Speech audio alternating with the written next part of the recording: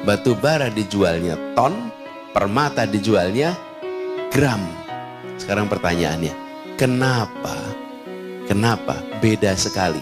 Padahal materialnya sama, unsur pembentuknya sama, dari dalam tanah di tempat yang sama. Yang satu jadi permata, yang satu jadi batu bara. Ternyata setelah dilihat, nih materi yang sama nih, tanah yang sama dari dalam bumi, yang kena tekanan tinggi, yang digembleng dengan suhu yang tinggi, dalam waktu yang panjang, dia jadi permata. Yang tidak kena tekanan tinggi, yang tidak kena suhu tinggi, dia jadi batu bara. Jadi adik-adik di sini mendapatkan tekanan yang tinggi, gemblengan yang tinggi, insya Allah nanti jadi permata umat di masa depan. Jadi kalau sakit digembleng, yang tidak digembleng jadi apa? Batu bara. Sekarang adik-adik kalau memilih jadi permata, menjadi batu bara, permata. Cuman permata harus digembleng, mau nggak? Mau. Jadi ketika melihat menjadi permata, itu biasanya lihatnya udah jadi permata hebat nih. Lupa ke belakangnya itu ada proses yang panjang.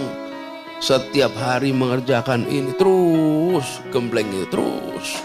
Nah, itu di bidang apapun, jangan harap instan. Yang instan itu adanya mie instan. Tidak ada permata yang instan. Betul ya? Jadi adik-adik semua, ini saya ingin sampaikan kepada adik-adik sebagai sebuah hikmah. Adik-adik sedang berada di sini, belajar, di sini mengaji jauh dari orang tua. Betul kan? Jauh dari orang tua, jauh dari adik, jauh dari kakak. Pada saat yang sama mungkin adik-adik menjalani, ini terasa seperti berat. Insya Allah tidak berat. Dan siapkan bahwa ini bagian dari pembelajaran. Mudah-mudahan nanti adik-adik menjadi permata bagi umat nantinya. Insya Allah. Jangan ambil yang ringan. Kalau adik-adik mau mendapatkan sebuah keberhasilan, harus bersiap untuk jalan yang mendaki. Saya sering bilang ini Ustadz sama anak-anak. Kita ini dalam perjalanan tidak tahu jalan kita ini kemana. Jadi saya ingat zaman dulu suka naik gunung Ustadz. SMA, kuliah. Itu kalau kita pendakian, berangkatnya habis maghrib, habis isya. Terus baru mulai naik ke atas. Supaya sampai di puncak sekitar subuh. Itu kalau sudah jalan, gelap, nggak bisa lihat. Terus bagaimana menentukan jalan naik ke atas atau bukan? Waktu sampai ke puncak atau tidak? Gampang. Kalau jalan yang kita lewati rata, terus ini tidak ke puncak. Kalau jalan yang kita lewati menurun, ini pasti tidak ke puncak. Tapi kalau yang kita lewati walaupun gelap tapi naik, ini pasti ke puncak. Pasti ke puncak. Jalani aja, pilih jalan yang mendaki sampai ke puncak. Tapi kalau pilih jalannya yang rata, tidak kemana-mana. Nah, jalan yang nyaman itu jalannya rata dan menurun.